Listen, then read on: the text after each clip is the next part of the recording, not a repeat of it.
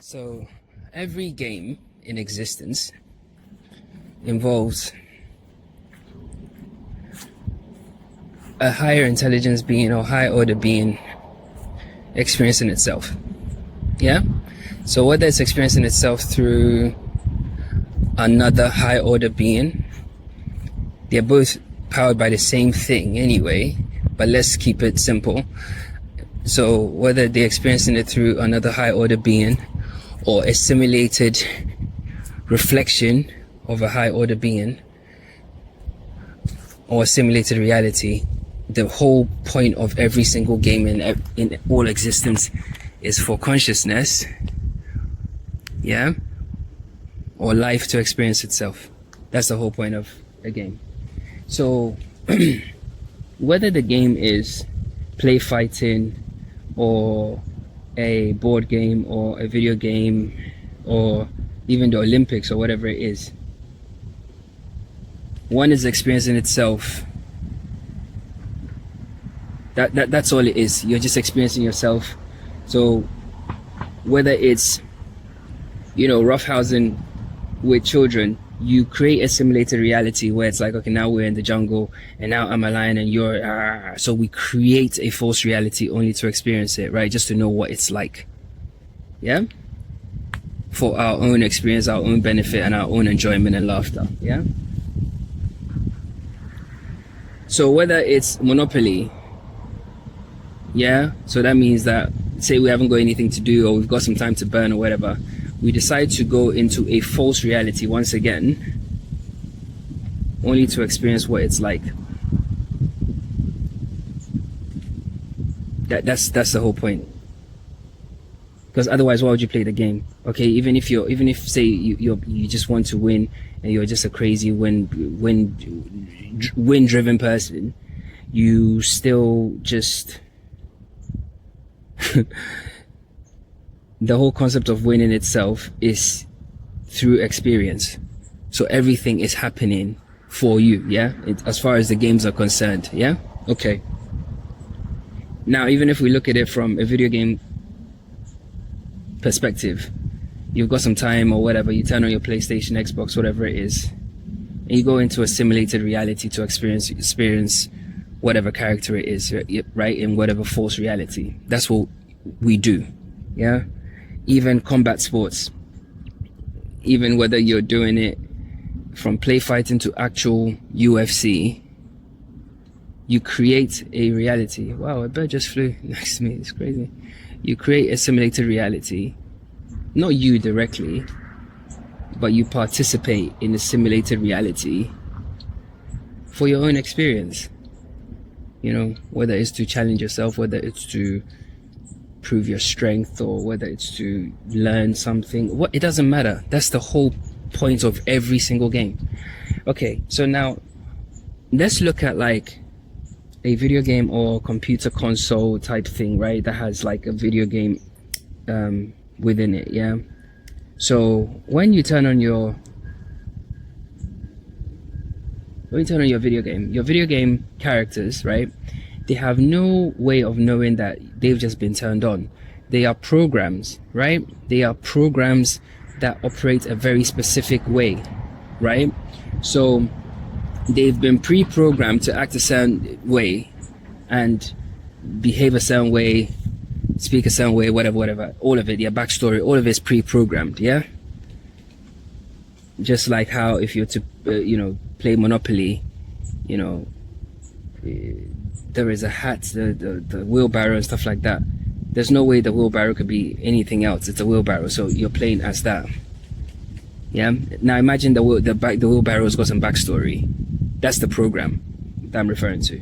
So now imagine that the video game console, all the characters within it, right? And in a way, they are sentient, because if you actually watch especially some of these new games, the backstories and stuff like that, the characters are very realistic and the CGI is amazing and stuff like that. That's what human beings are. Pre-awareness. That's what all human beings are. Yeah. So we're all programmed and we all operate these like specific ways, and we're all NPCs basically. Now, if you think back to your life pre-awareness or pre-awakening or pre-being aware that your consciousness, pre-awareness that everything's all interconnected and all is one and all the rest of it, right? Pre all of that, your existence would have been an NPC existence unless you were born this way. I haven't met anyone that was like born this way. I mean, we're all born this way, but we then fall into the stories and the make-believe shit. But because I think when we first start the game, we are aware that it's a game until we start to believe that it's not a game, even though it's a game. So when you think about it, like all your memories and your backstory and stuff like that, yes, it's you that has to keep those things alive, right? Because they don't actually exist. Yeah, like in the most crazy way, it's no different from thinking that, okay, when you woke up this morning, your consciousness woke up in this specific suit, and this suit comes with stories. Like, in order for you to then start to live your life colored by those stories, you have to keep the stories alive, which costs energy. So you're literally pouring your energy into a story that's embedded in your character and keeping it alive and acting that way. You're literally the walking definition of an NPC because you're following a program, right?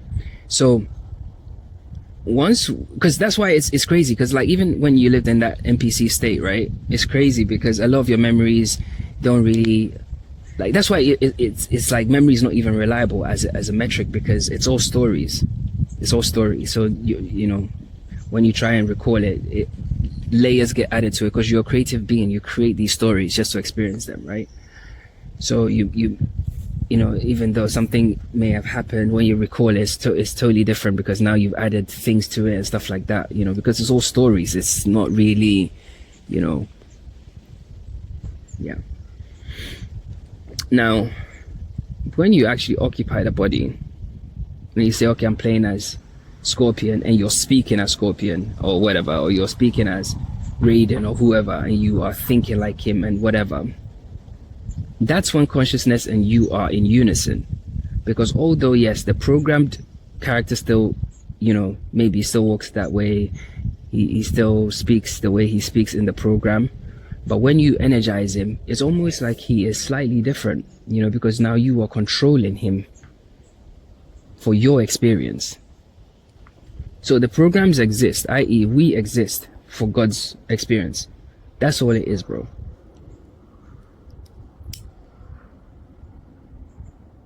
That's all it is.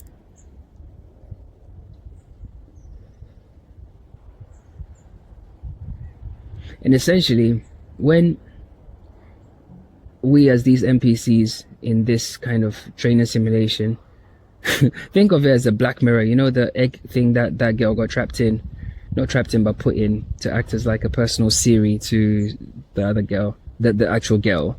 It's no different. Or when, you know, Neo's put into like the training programs and stuff like that. This where we are right now.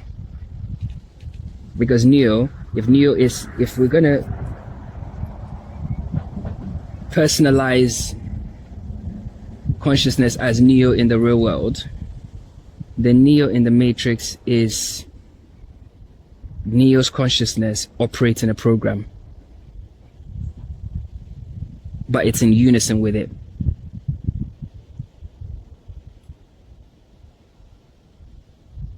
And that's why even when you watch the Matrix, all the pods exist. We're all in these pods. We all exist. We all have backstories. We're all here. We're all functioning. Yeah. So just like how, you know, when you're playing a video game, you see people going to the market and people doing this and they're walking around, you know, and they're doing the things that they think is life. They're just following programs. They're just unaware that they're following programs. Bro, we are literally programs. We're literally walking programs. Your entire story up until you is a program of how your configuration is supposed to act or supposed to behave. Your whole story from the very dot, from when it was created. And it wasn't created with you. It started with the very, very, very first human program. Because we're all one thing. Because, you know, they're children. But every single person, that configuration has to be in perfect balance. It has to be the right thing in order for it to be you. And not only that, like all across different timelines as well, there are all different versions of you that exist with all different slight variations. It's crazy. It's endless, bro. It's endless. That's why a lot of people will tell you, like, in order for you to shift states, you literally have to shift states. You have to go into a character in another timeline and just occupy his body and occupy his reality, bro. That's literally all you have to do. You can't force it. You can't magic your way. You can't affirm your way to it. You can't do anything your way to it. You literally have to go and play that character.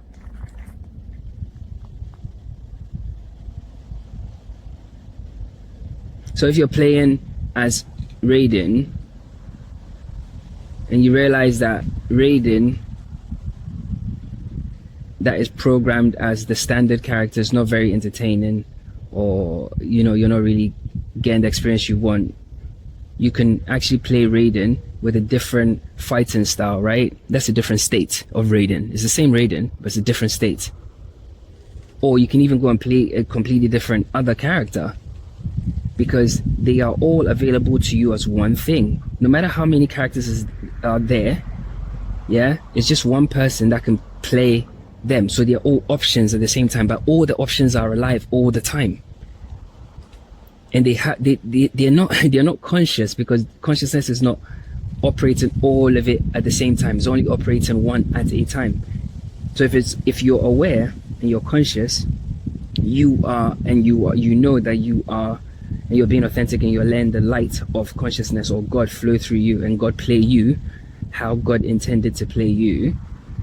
You got to realize that in your reality, not everybody is going to be on that level, because think of it that in your reality, okay, you have been quote unquote chosen, or you're being played, although we are all available to consciousness all the time forever. Some people, for whatever reason, maybe personal choices, because the character's alive and they can choose, right? The character's alive and they can choose. That's why when they're standing there in the lobbies and stuff, they're breathing, they're swatting flies off their faces, they're talking, they've got their own personal lives and dramas and girlfriends and children, blah, blah, blah. It all exists because it's a story, it's a program.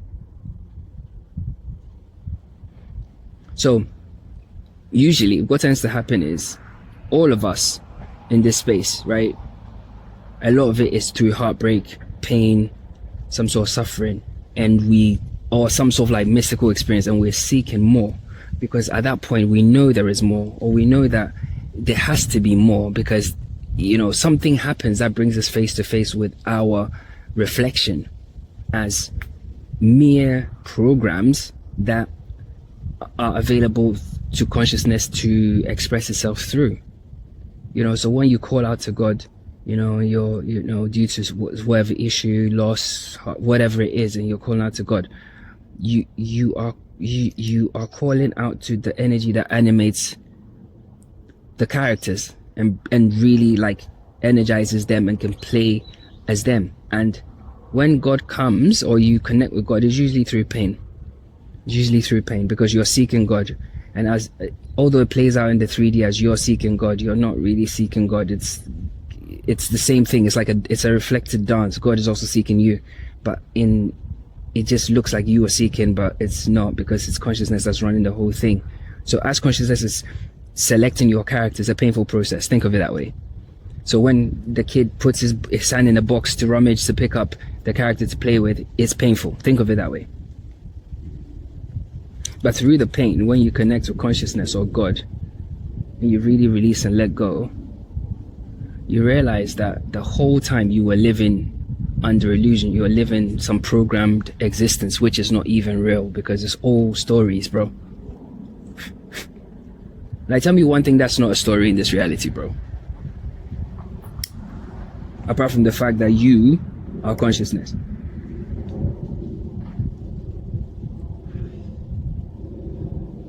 Because if you're going to challenge my premise of you being consciousness, you're saying that you're not alive, you're dead. Which is, you can't ever reconcile that argument, because you are alive. So how can you make the argument that you're dead?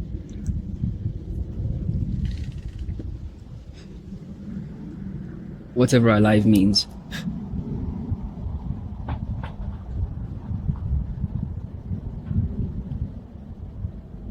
That's why when it's like you come to this state of awareness and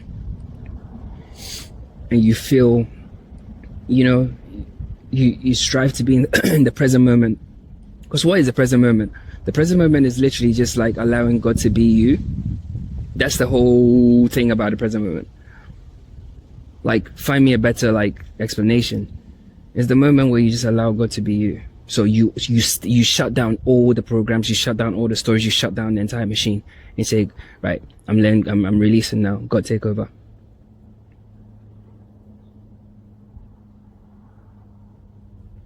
And at that point, you realize that everything is available to you, bro.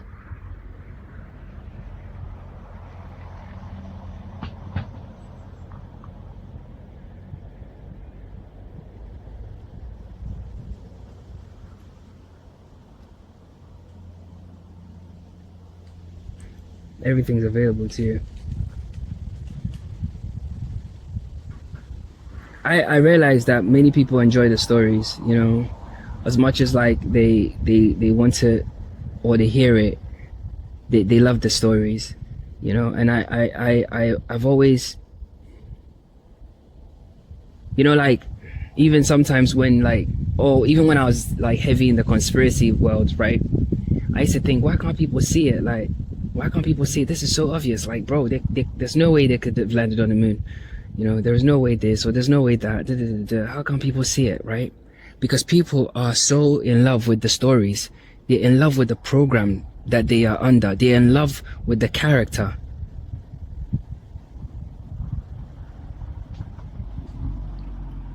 So when you end up being in love with a character and the sort of like the conduit between the physical plane and God, right? It's now inverted on itself, and it's obsessed with its own kind of definition of reality and its own kind of, not its own definition of reality, but the story it accepts the reality that it's within as the final be all and end all reality, right? And it latches onto that, and it doesn't allow any space for anything else, even though its very existence cannot be explained in any way. That's the definition of an NPC. That is a literal definition of a programmed character, because that's somebody that lives in something. He can't explain how he got there. He can't explain the things that happen there. He has no way of. He doesn't. It's you can't understand it, right? So many things, right? But even though he's aware of all these things, because he's not dumb, he's intelligent. He clocks onto that. He is happier to latch onto the story that somebody's telling him, because of whatever reason.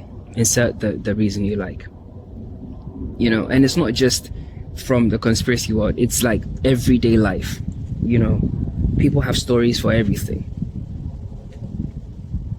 You know, and it's their own perception, because it's not actual objective reality. And I've realized that the difference between like objective reality and subjective reality is the stories, because the subjective reality is tied to the programs and the stories that you believe, whereas the objective reality is looking at reality how reality should be looked at, as it is, bro. So if you are in a world and you realize that, okay, the ground that you're on there's no way that you could be moving. Yeah, there is literally no way, because if we were moving, we wouldn't be able to even use seismographs to then be able to pick up earthquakes and stuff, bro. It's literally stupid, bro. So you look at that and you realize, okay, so the subjective reality is people are telling me that I am on a ball, even though I've got sensors in my body that detect that I am actually walking on a flat surface. Because if I'm put in a room with no bearings and I'm flipped upside down, my body will literally know. Yeah, that's how advanced you are as a being. Okay, so you have to look at objective reality and realize that there's no way that we are going through space. There is literally no way. So that whole story is bunk. It's bullshit. And then from that objective reality standpoint, you will start to see more and more and more, and that's just a step-by-step process for you to again reconnect with God. And it's painful, because again, people around you won't get it. You feel isolated. You feel like you're losing your mind sometimes, and it's painful, because your programmed character is somebody that comes from a family or is in a relationship or whatever, yeah. And for you to now feel like isolated from all those people because you are seeing reality for what it is literally proof that you are then being experienced in a different way, and it manifests in your 3D as you are seeing the reality for what it is, and you are expressing yourself in the reality how you're supposed to express yourself, because now you have understanding, you know things now, you know.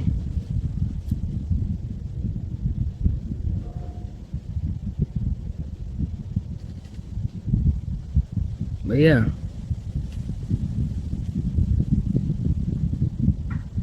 but the magic of God or consciousness is he can play all the characters all at once if all the characters were like, I mean, the thing is, I don't think we have to necessarily like,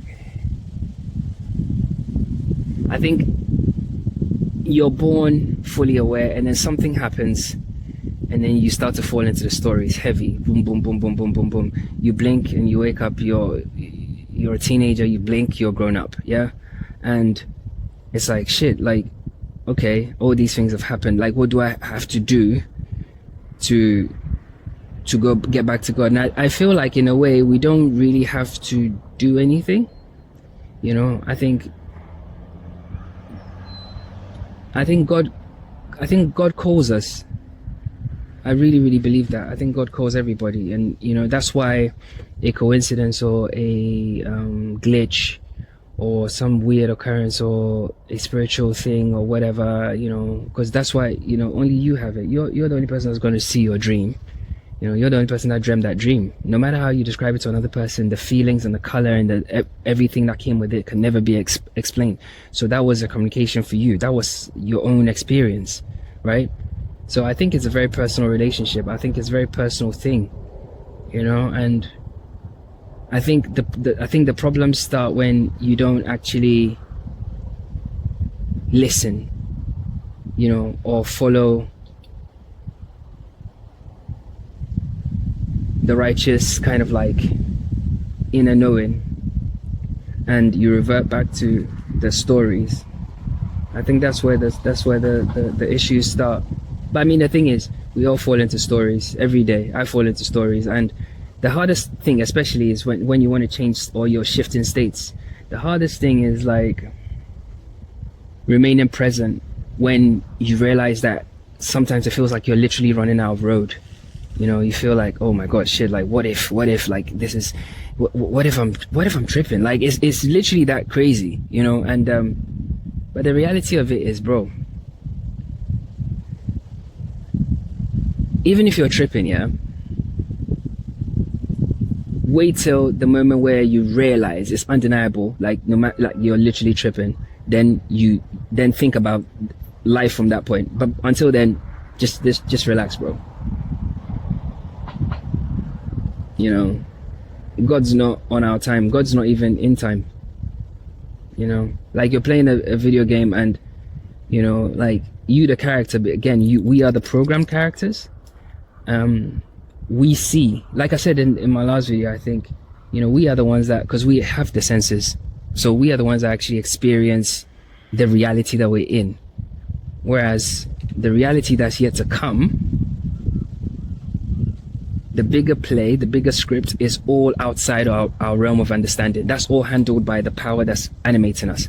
So it's natural for us to panic. It's natural for us to go into self-preservation mode, because the characters are built with a fear of dying or that kind of thing already embedded in them. This is like our sort of like our lower, what we call the lower nature or the ego mind thing, yeah, because it's all pre-programmed in there. And the reason why we say it's animalistic is because it can't create outcomes. Only consciousness can.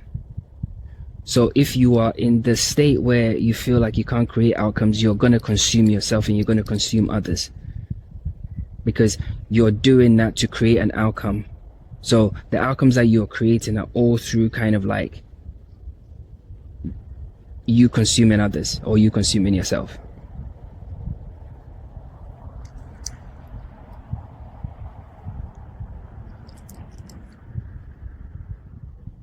I think another way to think of it would be this.